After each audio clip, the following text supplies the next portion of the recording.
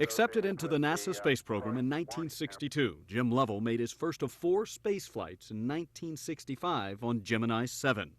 In December of '68, Lovell commanded the historic Apollo 8 mission, the first manned spacecraft to orbit the moon.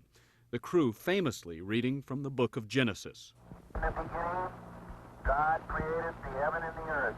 To me, Apollo 8 was a bigger deal.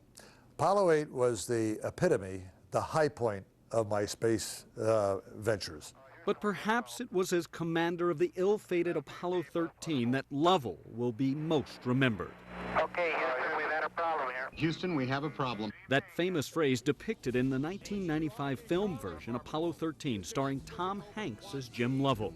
In April of 1970, an explosion in the spacecraft caused a loss of oxygen. Astronauts Lovell, Jack Swigert, and Fred Haise moved into the lunar module as it traveled around the moon.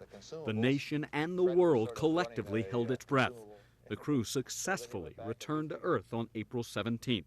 Touring an exhibit in Chicago, Lovell recently reflected on his experience with the Gemini and Apollo missions. You know, I spent 2 weeks and another 4 days of this type of a spacecraft, and then, of course, the Apollo spacecraft. This is a very important part of my life.